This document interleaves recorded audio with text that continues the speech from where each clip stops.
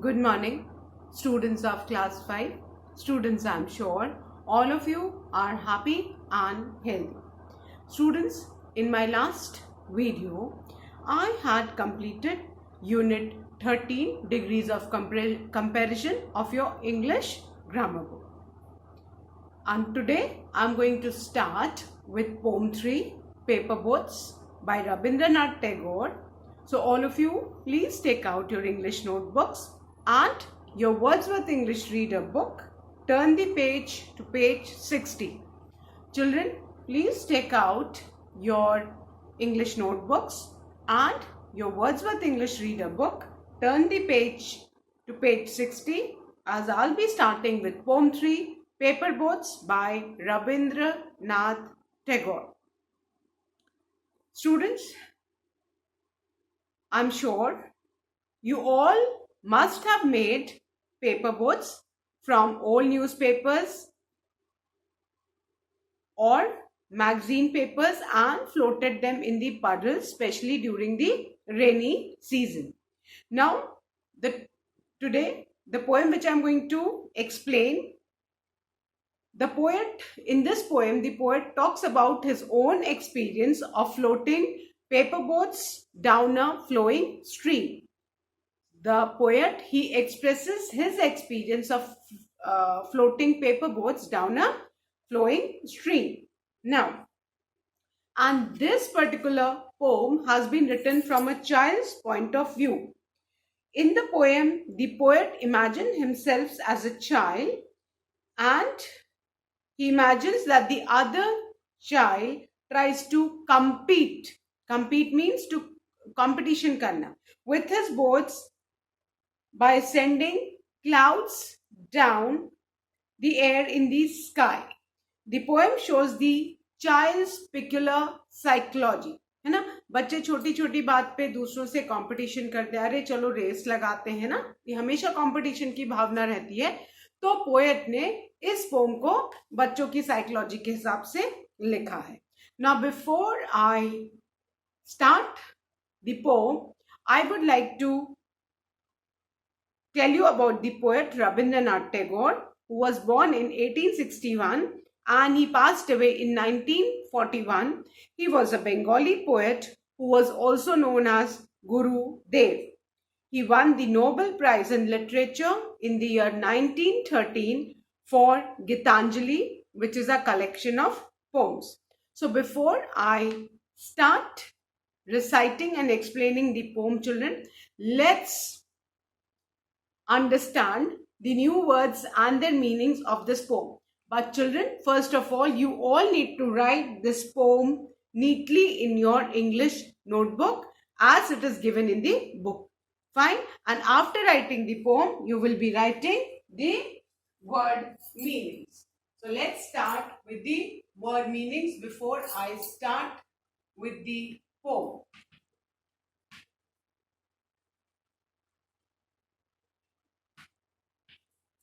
And children, the first word is running. Running over here means flowing. यहाँ पे running water कहते हैं, किसको कहते हैं? बहते पानी को, जो पानी बहता रहता है ना, running water of the river. जो ठहरा पानी नहीं होता, बहता पानी है, उसको यहाँ पे रनिंग कहा गया है. Fine. Then the second word is strange, and strange means foreign, not unknown, which is not known to us. ऐसी जगह जो जिसके बारे में हम नहीं जानते हैं. So strange means foreign. Then the third word is load. Load means to fill. किसी भी चीज को भरने को हम बोलते हैं ना, लोड कर दो. So load means to fill. Then the fourth word is blooms. यहाँ पे blooms किसको कहा गया है? Flowers को कहा गया है. Blooms flowers को कहा गया है. Then the fifth word is dawn. Dawn एकदम जो सुबह भोर का समय होता है, early morning, उसको dawn कहा जाता है बेटा. एंड डॉन का जो ऑपोजिट होता है that is dusk. You need to know dawn जो सुबह भोर का समय, जिस समय सूरज भी नहीं होगा, बस आसमान में उजाला शुरू होना स्टार्ट होता है, उसको हम डॉन बोलते हैं. और डॉन का जो ऑपोजिट है that is dusk. Then the sixth word is launch.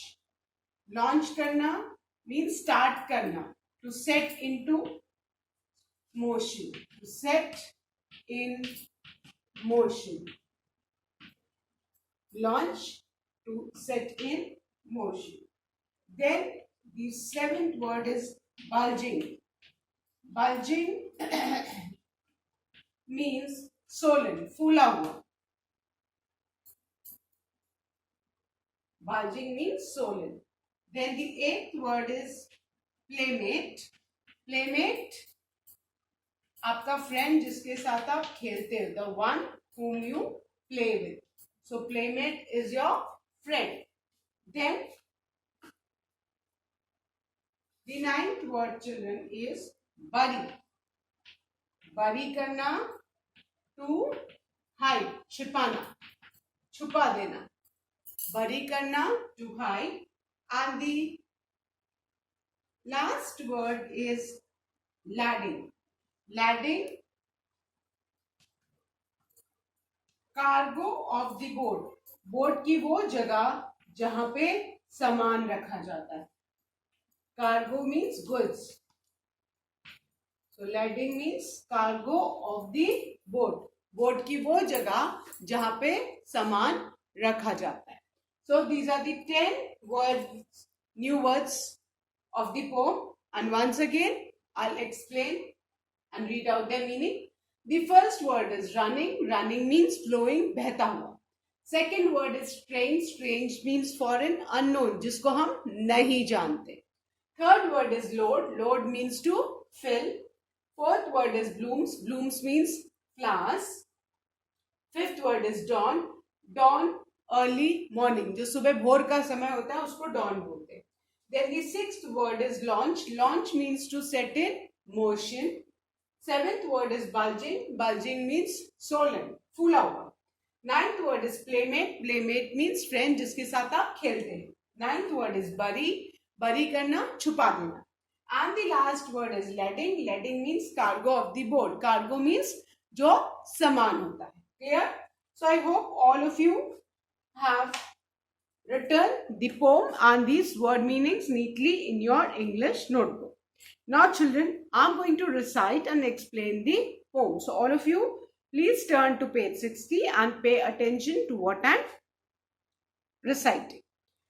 Poem 3, Paper Boats, composed by Rabindranath Tagore. Day by day, I float my paper boats, one by one, down the running stream. In big black letters, I write my name on them, and the name of the village where I live. I hope that someone in some strange land will find them and know who I am. I load my little boats with chuli flower from our garden and hope that these blooms of the dawn will be carried safely to land in the night. I launch my paper boats and look up into the sky and see the clouds setting the wide bulging sails. I know not what playmate of mine in the sky sends them down the air to race with my boats. When night comes, I bury my face in my arms and dream that my paper boats float on and on under the midnight stars. The fairies of sleep are sailing in them, and the leading in their basket full of dreams. So children, this was the recitation of the poem. Now I'm going to explain it. So here this poem has been written from a child's point of view. The poet imagined himself as a child and he says, day by day I float my paper boats, one by one down the running stream.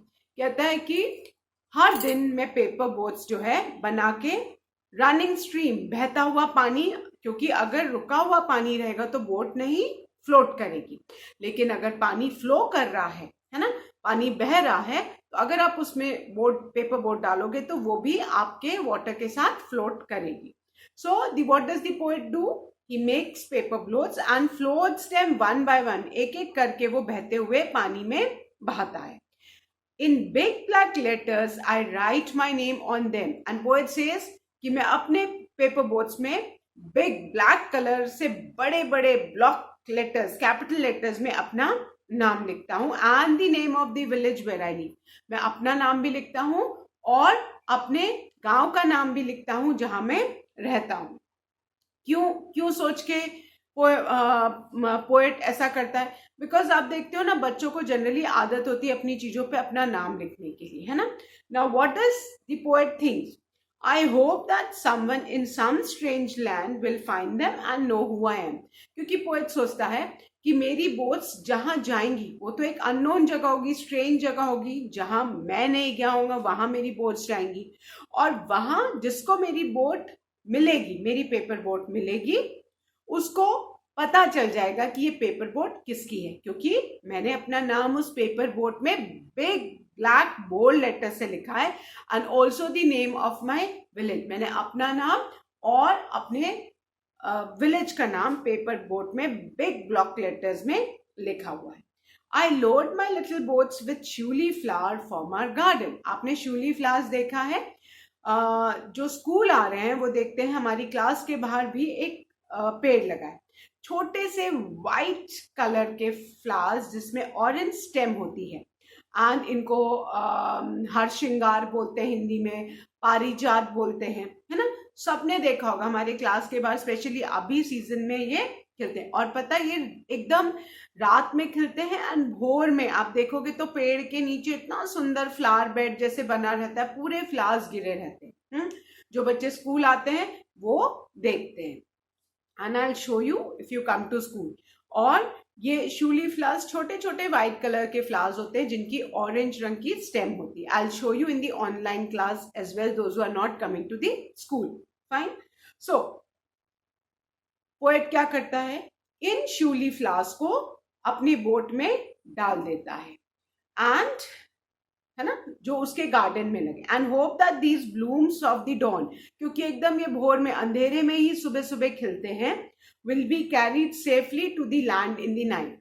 और उस boat में डाल देता है ना, किसके लिए? Generally एक गिफ्ट के तौर पे, है ना, कि जिसको भी बोट मिलेगी उसमें बच्चा क्या करता है? पोएट फ्लावर्स, शूली फ्लावर्स भर देता है ना, कि ये रात में जहां भी मेरी बोट जाएगी वहां पे सेफली पहुंच जाएंगे लैंड में।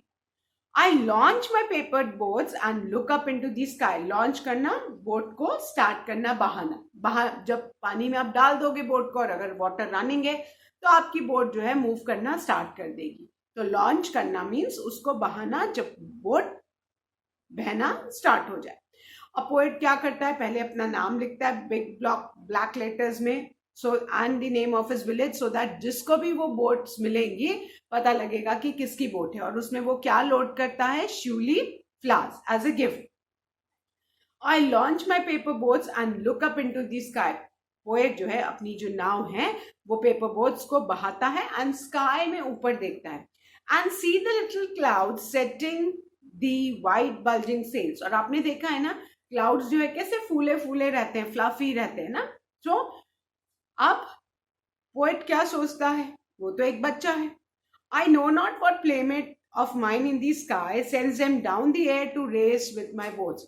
अब पोएट कहता है कि पता नहीं मेरा कौन सा फ्रेंड है जो ऊपर स्काई में रहता है और वो क्लाउड्स को भेजता है किससे रेस लगाने के लिए? मेरी पेपर बोट से, कि नीचे मेरी पेपर बोट्स फ्लोट कर रही है वाटर में और ऊपर एयर में क्लाउड्स उन पेपर बोट्स के साथ रेस कर रहे हैं।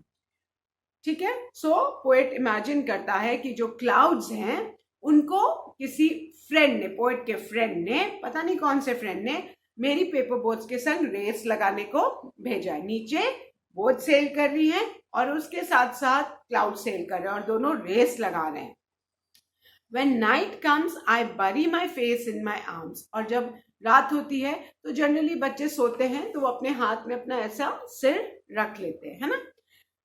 and dream, और सपने देखते हैं, that paper boats float on and on under the midnight star. और पोएट रात जब हो जाती, वो सो जाता है अपने हाथों से अपना मुंह छुपा के, और वो क्या सपने देखता है कि उसकी जो पेपर बोट्स हैं वो फ्लोट करते जा रही है, फ्लोट करते जा रही है अंडर द मिडनाइट स्टार्स, कि वो पानी में बह रही हैं और ऊपर क्या है, मिडनाइट स्टार्स, तारे निकले हुए हैं आसमान में.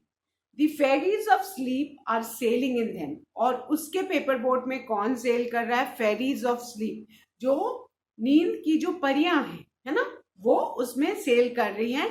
And ladings in their basket fulls of dream. और फेरीज अपने साथ क्या लेके बैठी हैं उन पोएट की बोट्स में, बहुत सारे जो है सपने, है ना.